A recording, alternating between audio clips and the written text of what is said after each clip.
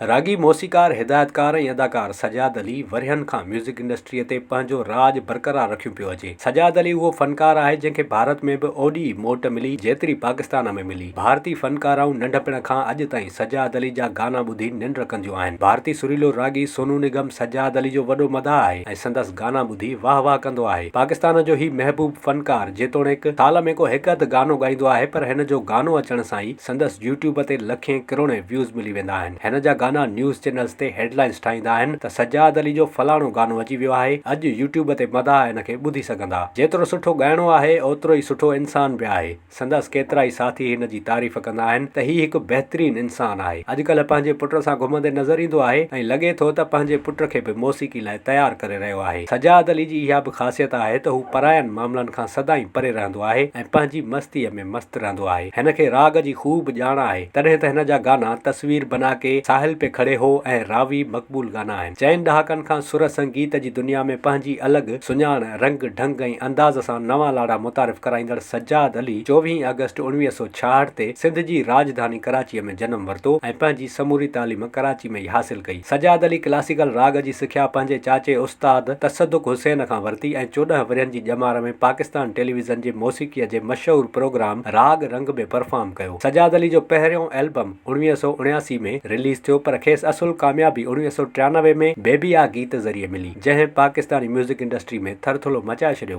हिन वक़्त ताईं सजाद अली जा मजमूई तौर ते 16 एल्बम रिलीज़ थी चुका आहिनि, जिन मां चीफ ऐं सोणी लॻदी मक़बूलियत जा नवां रिकॉर्ड क़ाइमु कया। 90 जे ॾहाके में गुलकारी जे मैदान में कामयाबी जा झंडा खोड़ींदड़ सजाद अली पाकिस्तान म्यूज़िक इंडस्ट्री खे कई लाज़वाल गीत ॾेई चुको आहे, जिन में चीफ साहब, अभी मूड नहीं, सोणी लॻदी, दिन परेशान है, लगाया दिल बहुत पर दिल लगा नहीं समेत कई यादगार गीत शामिल आहिनि। सजाद अली खे 2019 में सदारती एवार्ड सां नवाज़ियो वियो। सजाद अली ॻाइण ऐं मौसीक़ी, तरतीब ॾियण खां सवाइ हिदायतकारी जे मैदान में बि क़िस्मत आज़माई, जॾहिं त लव लेटर, मुंडा तेरा दीवाना, एक और लव स्टोरी जहिड़ियुनि फिल्मुनि में अदाकारीअ जा जौहर पिणु ॾेखारे चुको आहे। सजाद अली 1989 में पंहिंजी दोस्त नौरीन सां शादी कई, जंहिंमां खेसि 4 ॿारनि जो औलाद आहे।